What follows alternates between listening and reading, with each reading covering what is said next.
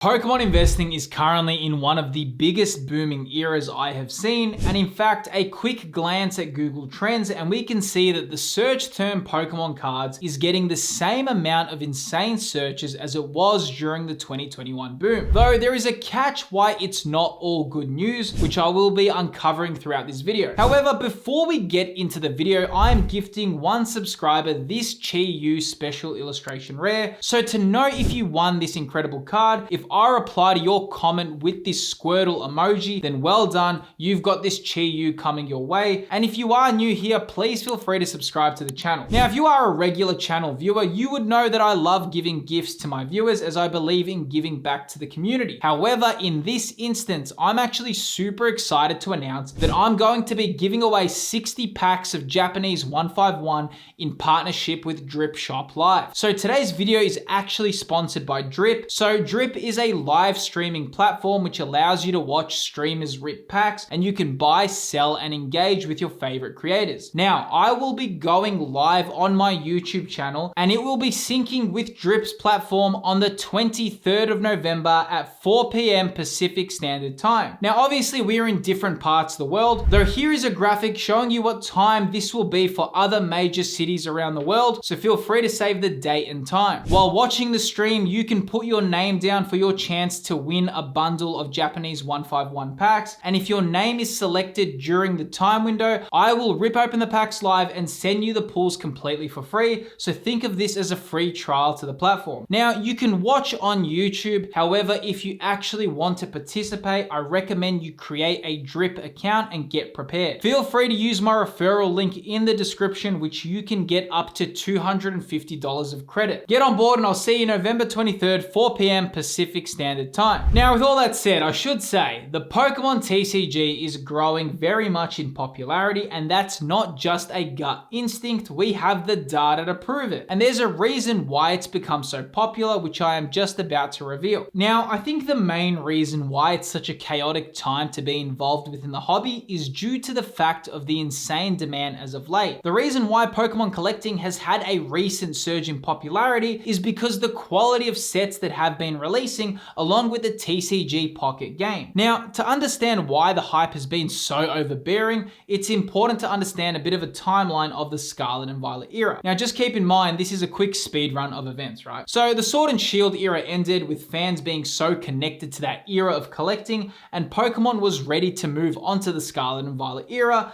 And while Scarlet and Violet base set was cool, it didn't really satisfy the hardcore collectors who were used to the incredible alt arts which just passed. Though then we had Paldea Evolved, which released in mid-2023, which did have the iconic Magikarp, and that was awesome, but it still left collectors wanting more. And then after that, we did have Obsidian Flames, which kind of was a little bit of a disappointment to a lot of fans, as it was another Charizard-fueled set. And then we had Pokemon 151, which was an amazing set that reintroduced so many people back into the hobby. And then we had a few sets that didn't make much noise, such as Paradox Rift, Paldean Fates, and Temporal Forces, which I personally really enjoyed, but I think the mainstream audience didn't really connect with them. And then in mid-2024, we did have the Greninja Chase card, which was one of the first moments of seeing, whoa, Scarlet and Violet era does have some cards that can compete with Sword and Shield. Now, the core of the issue has been that we have had some moments of brilliance, but we've never had a set that really got people excited up until Surging Sparks, which has really now turned the level up and showed off some amazing, awesome cards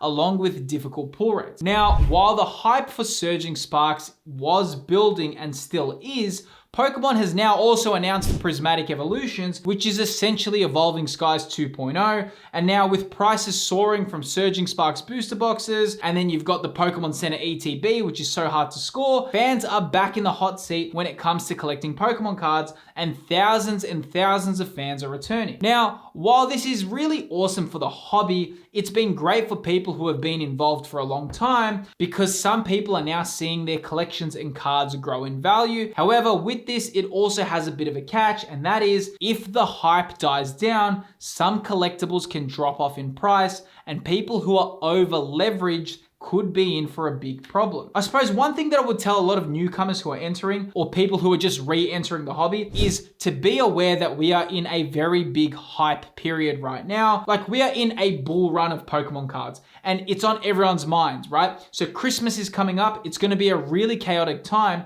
And with this, it's important to be quite careful when buying products, right? Problem is, a lot of people are now keen to jump on the train. However, you don't want to just jump and buy everything haphazardly because this could backfire. I mean, just to see what I mean, look at some of the crazy prices that we are dealing with. All right, so we are looking at some of the cards during this era. Now, the first card I want to go over is the Magikarp illustration rare, which is kind of one of the first moments of brilliance within the Scarlet and Violet era. So during this era, everyone was like still so obsessed with, Sword and Shield and the alternate arts, and no one could really move on, though this Magikarp was that first moment, I feel, where Scarlet and Violet started taking on its own life form. So here we are on TCG Player. Now I'm on the year graph. Now I just want to show you around last year, this was selling as a $55 card, which mind you, is quite expensive for an illustration rare. That is nothing to joke about, though as you can see, this card has had quite a climb. You can see it kind of went up and it went all the way up to a $141 card, which is very, very expensive for an illustration rare. I mean, that is special illustration rare pricing, and even a lot of special illustration rares don't even get that price point, right? So the fact that this Magikarp has climbed to this level is incredible. But as you can see, after June, it did have a little bit of a pullback in the market and it dropped down all the way to 104 USD, which still, even though that's a drop back, it's still very, very good pricing for illustration rares. Now, as you can see, this card has climbed and it's just past its previous high and it's sitting at $157 as we speak. Now I'm going to pull that in the 3-month graph and you can see that that Magikarp has had a pretty nice level of growth. What's actually really interesting about this is that we are in this hype period, and I personally think that this Magikarp will be one of the more iconic cards from the Scarlet and Violet era, just because it is a Shinji Kanda artwork. It is so recognizable and it is so unique. And mind you, it's from Paldea Evolved, which is a very loved set. Now, moving on to the next one we have is Greninja from Twilight Masquerade. Now, this is technically, while that Magikarp was the first moment of, whoa, Scarlet and Violet is getting somewhere,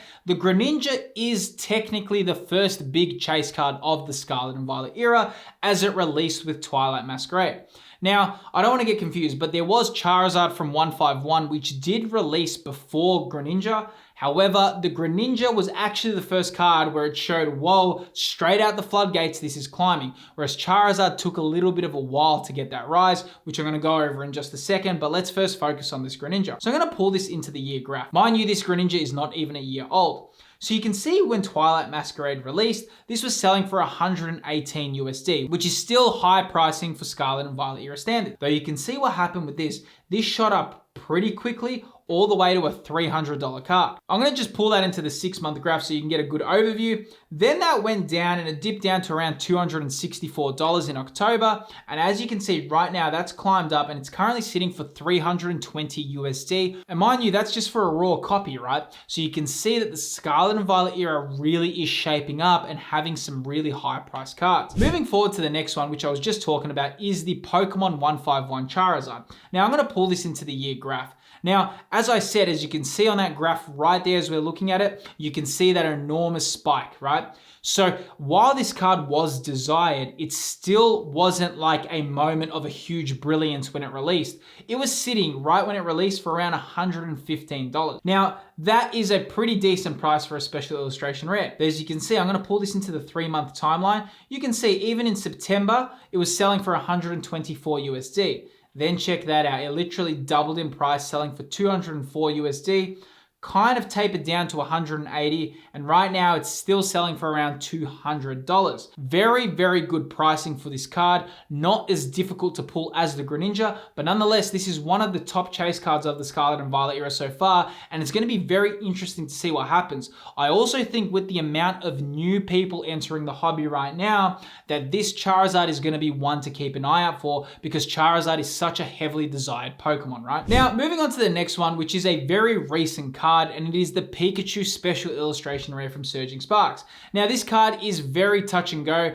it had an enormous price increase straight away. This card also broke records pretty much in Pokemon for Scarlet and Violet for how quickly it rose to the top. And mind you, even the Moonbreon wasn't getting the prices of this last year. And okay, now Moonbreon is very expensive and it's quite a highly expensive card, but you can see right now that this Pikachu is very desired. Right now on pre-release, this was selling for $300, which for pre-release is very expensive. But as you can see, that kind of boomed all the way to 596 USD. And right now it's tapered off a little bit to 492. It's not even a month old. The fact that this card is so expensive at the moment is showing you the demand of Pokemon cards at the moment. But like I said, there is a catch to all of this because these prices may not be able to maintain. So people who are just jumping back in the hobby right now and they're saying, you know what, I'm gonna buy everything, I'm gonna buy as hard as I can, you may put yourself in a difficult position because you may have over leveraged yourself. And this is where experienced collectors and investors will make the best decisions,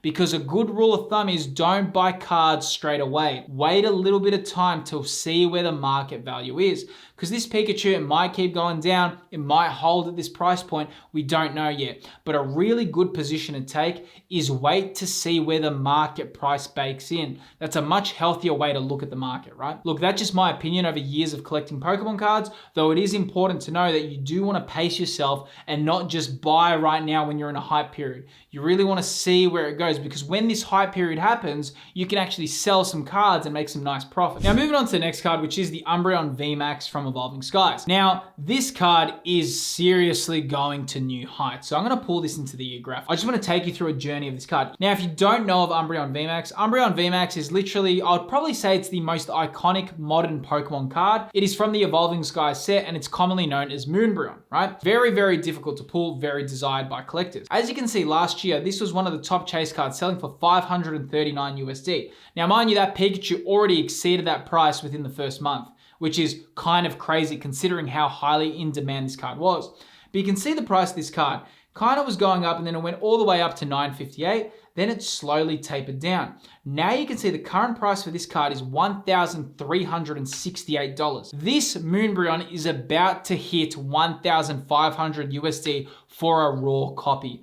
This is wild pricing and it's really making you wonder, how high can this Umbreon go? How much demand is there? Is this because of Prismatic Evolutions? But then again, buying cards at this high of a price can backfire and you do need to be a little bit careful. I'm not telling you not to buy the card, but I'm also telling you, you know, at this price point, you do have to just think twice because we are in such a high hype period. As I showed you before, the search terms for Pokemon cards are now matching 2021's levels, and that's because of TCG Pocket and a few other reasons. And of course, you got Surging Sparks that's sold out, no one can get product. So it is creating a lot of hype and momentum is building within the hobby right now. Moving forward, we can see the Mew or the Bubble Mew from Paladin Fates. This is a good example of Pokemon cards exploding during the hype period. I'm going to pull that in the year graph. And you can see it released in January for 133, then had a pretty sharp decline all the way to 75 USD. But as you can see now, currently, that's selling for 191 USD. I want you to just take a look at that graph overall. You can see that hype period that we're in right now. And you can see how sharply this Bubble Mew has rose. This is very, very high pricing, though again, can it maintain? I do think that this card is in the position to maintain, as Mew is a very desired Pokemon and the artwork is incredibly unique, but time will tell. Now, with all that said, it's an amazing time to be within the hobby. However, a question that's come up for a lot of people is, why are so many people investing in collectibles, and what's the reason why people enjoy collecting and investing in Pokemon cards? Well, the answer to that is revealed right within this video here. Within this video, I look over the 4 reasons why you should invest in Pokemon. I go over what actually makes this such an exciting hobby. If you love collecting Pokemon cards, then click the video that's appearing on screen and I'll see you there.